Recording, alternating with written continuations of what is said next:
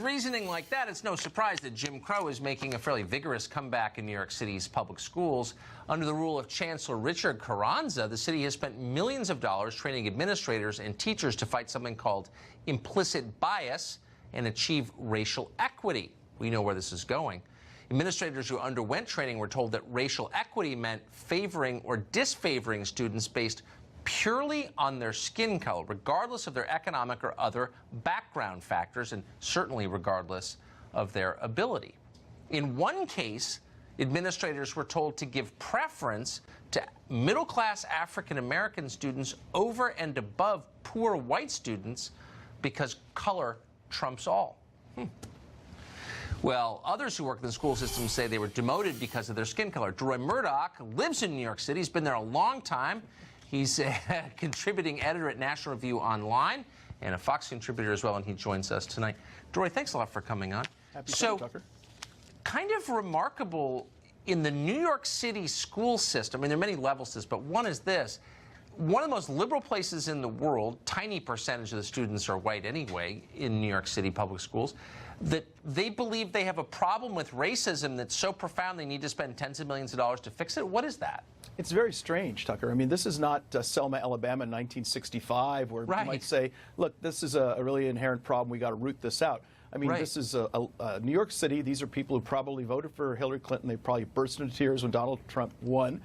These are members of the teachers union, members of the principals unions. I mean, these are probably some of the most racially correct people in the United States of America. And yet my taxpayer dollars, $23 million for this program, are being spent to root out the inner Jim Crow and inner Klansmen inside these people. It's really astonishing. And by the way, the price of a new teacher in New York City is about $57,000 per year. For the price of this program, we could get 405 brand new teachers to educate students, black, white, Hispanic, and otherwise, and actually maybe do some good for them as opposed to chase these racial ghosts through the 5 boroughs of New York City. But are you allowed to say, should you be allowed to say, and get away with it, that we're going to give preference to people children based purely on their skin color to some, and discriminate against others purely on the basis of their skin color? Isn't that what we didn't like about the Jim Crow South, that attitude? Well, we've developed an Orwellian situation where we've tried to escape this sort of bias in favor of one race versus another, and now it's being done in the name of racial equity. So inequality equals equality, if you follow that. I mean, this is really, it makes no logical sense, and as I say, I think it's truly Orwellian. And last question, maybe should have been my first question. Is there any evidence that any of this helps kids learn, that it produces better outcomes, that it helps children?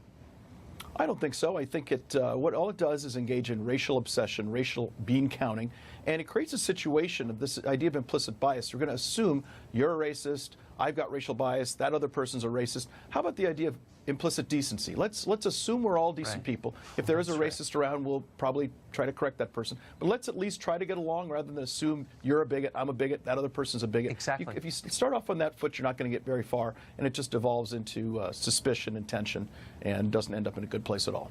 Implicit decency, that's always a good bet I've found in this country. How about that? It's a decent country, and that's a wise point. Roy Murdoch, thanks very much. Tucker, great to see you.